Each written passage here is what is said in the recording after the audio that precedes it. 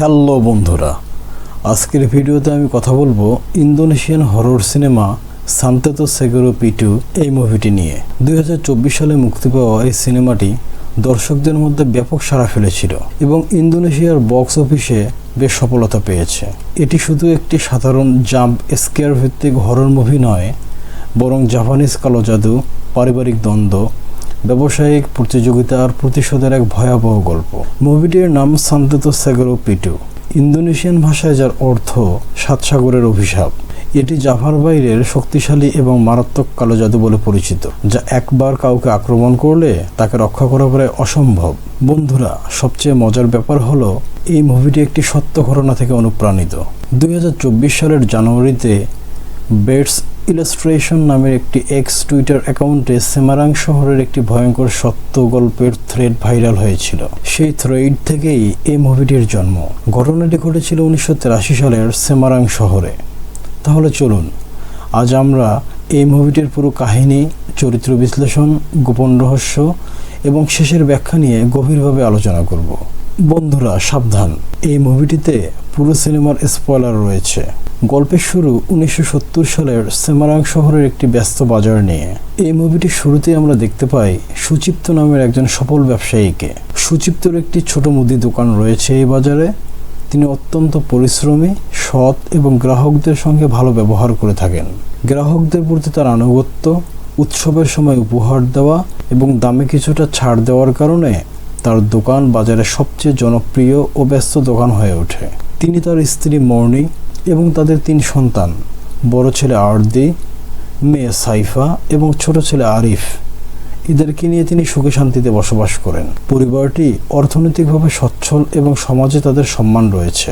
সুচিপ্তর ছেলে আরদি ছোটবেলা থেকেই অলৌকিক জিনিস দেখতে পায়। তার তৃতীয় চোখ বা সিক্স সেন্স খোলা রয়েছে, কিন্তু এই ক্ষমতা তার জন্য কোনো উপহার নয়, বরং এক ভয়ঙ্কর অভিশাপের মতো। তিনি বাজারে যেতে ভয় পান কারণ সেখানে তিনি অনেক অশুভ আত্মা, মৃত মানুষের ছায়া এবং ভয়ঙ্কর প্রেতাত্মাকে ঘোরাফেরা করতে দেখেন। আরদি যা দেখে তার মধ্যে আছে দোকানের কোনায় কোনো কাশ্মীরি পোশাক পরা বৃদ্ধের ছায়া, মাঝরাতে কারো মৃত আত্মীয়ের আবির্ভাব এবং নানা অশুভ শক্তির উপস্থিতি। বাজারের পরিবেশ যেন অশুভ শক্তিতে পরিপূর্ণ। এখানে শুধু কেনাবেচা হয় না, বরং প্রতারণা, মিথ্যা শপথ, ওয়াদা ভঙ্গ এবং সবচেয়ে ভয়ঙ্কর অশুভ শক্তির সঙ্গে চুক্তি করা হয়। আরদির বাবা মা তাকে নিয়ে যান পাক রুস্তম নামের একজন আধ্যাত্মিক গুরুর কাছে। রুস্তম এক বিশেষজ্ঞ, ওয়াং পিন্তার বা অলৌকিক শক্তিতে বিশ্বাসী ব্যক্তি। তিনি পরীক্ষা করে দেখেন যে আরদির তৃতীয় চোখ সম্পূর্ণ খোলা, যা তাকে অলৌকিক সব জিনিস দেখতে বাধ্য করে। রুস্তম সুপারিশ করেন যে তৃতীয় চোখ সম্পূর্ণ বন্ধ না করে বরং তা সংকুচিত করা উচিত, যেন সে শুধু সেই আত্মাকেই দেখতে পায় যারা সত্যি দেখা দিতে চায়। এর ফলে আরদি কিছুটা স্বস্তি পায় এবং তার অশুভ দর্শন কমে যায়।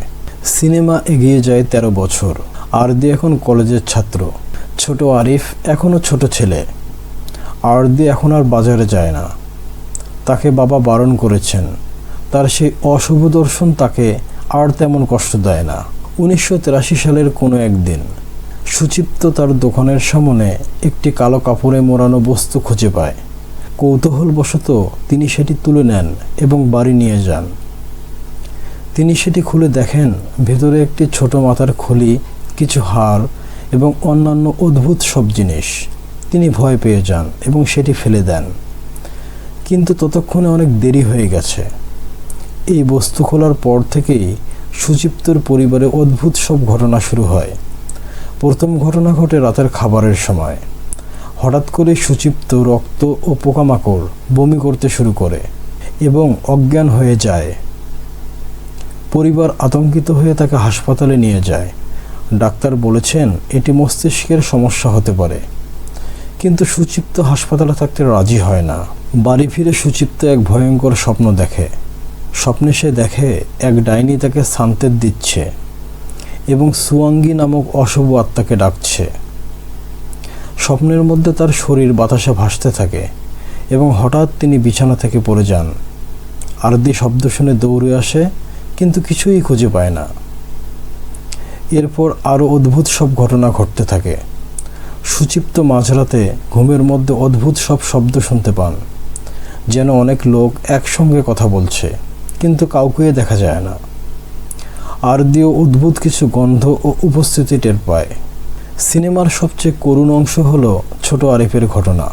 আরিফ খুব কৌতূহলী ছেলে। সে তার বাবার পাওয়া সেই কালো বস্তুর মতো আরেকটি প্যাকেট পায়। কেউ বাড়ির বাইরে রেখে গেছে এবং সেটি সে খুলে ফেলে। ভেতরে আবারও মাথার খুলি ও হাড়। সেটা খোলার পর থেকেই আরিফের ওপর অশুভ আক্রমণ শুরু হয়।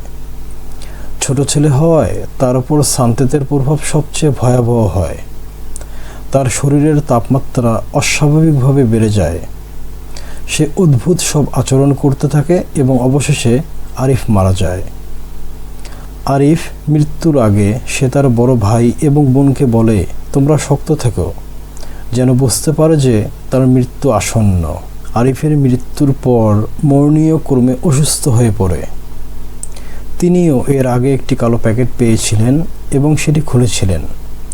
ডাক্তাররা যখন তার শরীরের আল্ট্রাসাউন্ড করেন, তখন তারা দেখতে পান তার পেটের ভিতরে হাজার হাজার পেরেক। অশুভ শক্তি তার শরীরের ভেতর থেকে পেরেক ফুটিয়ে বের করেছে, যা অত্যন্ত এক ভয়ঙ্কর দৃশ্য। আরদিও সাইফা বুঝতে পারে এটা কোনো সাধারণ রোগ নয়, বরং ভয়ঙ্কর কালো জাদুর আক্রমণ। তাদের পরিবারের সব সদস্য একে একে এই অদ্ভুত রোগের শিকার হচ্ছে। কেউ রক্তবমি করছে, কারো শরীর থেকে পেরেক বের হচ্ছে, কেউ অস্বাভাবিকভাবে মারা যাচ্ছে। তারা আরও ভয় পায় যে পরবর্তী শিকার তারা নিজেরাই হতে পারে। তারা এই জাদুর উৎস ও প্রতিকার খুঁজতে শুরু করে। লাইব্রেরিতে গিয়ে পুরনো বই পড়ে, স্থানীয় প্রবীণদের সঙ্গে কথা বলে। তারা আবার পাক রুস্তমের কাছে যায়। রুস্তম পরীক্ষা করে দেখেন যে এটি কোনো সাধারণ সান্তেত নয়।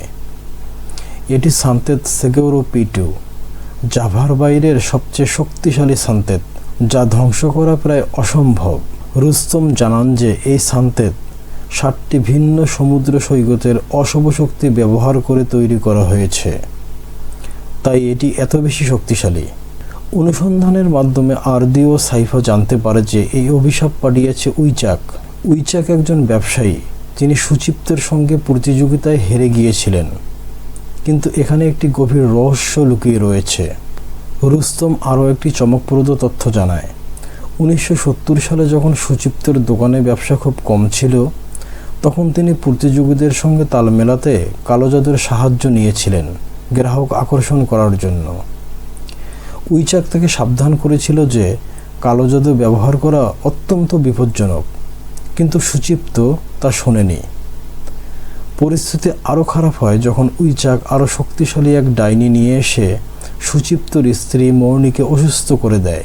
সুচিপ্ত ক্ষিপ্ত হয়ে প্রতিশোধ নিতে গিয়ে উইচাকের মেয়েকে হত্যা করে। সেই থেকে উইচাক তার মেয়ের মৃত্যুর প্রতিশোধ নিতে এই ভয়ঙ্কর সান্তেত পাঠিয়েছে। এখানেই শেষ নয়।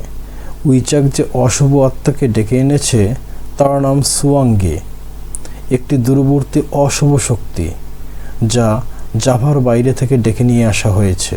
রুস্তম জানায় যে এই অভিশাপ বন্ধ করতে হলে রুয়াত নামক একটি বিশেষ শুদ্ধিকরণ অনুষ্ঠান করতে হবে। এর জন্য জাভা দ্বীপের 7টি ভিন্ন সমুদ্র সৈকত থেকে 7টি জায়গার পানি সংগ্রহ করতে হবে, ঠিক যেখানে উইচাক এবং তার ডাইনি তাদের কালো জাদু করেছিল।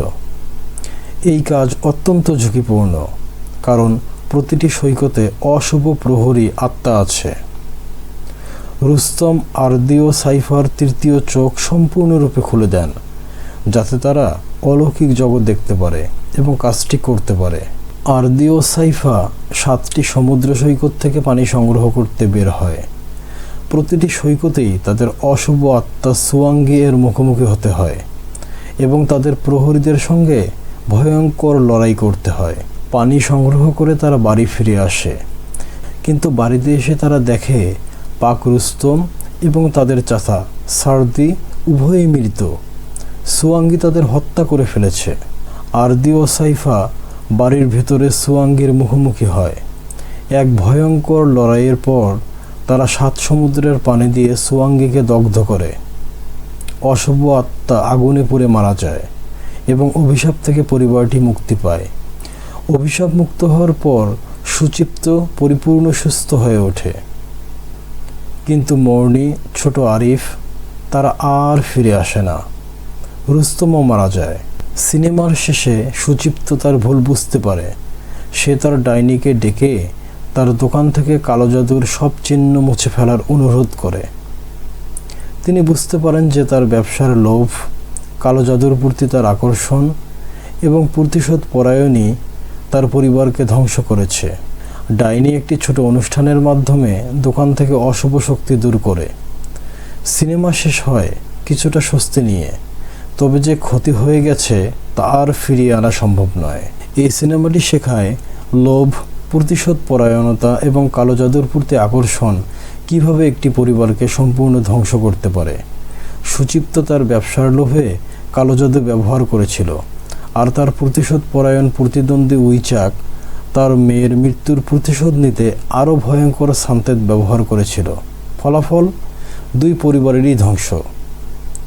সিনেমা শেষে সুচিপ্ত যখন বুঝতে পারে যে তার লোভ ও তার ভুল তার পরিবারকে ধ্বংস করেছে, তখন দর্শকদের মনে একটি শান্ত বার্তা যায়, কালো জাদুর কোনো ভালো ব্যবহার নেই।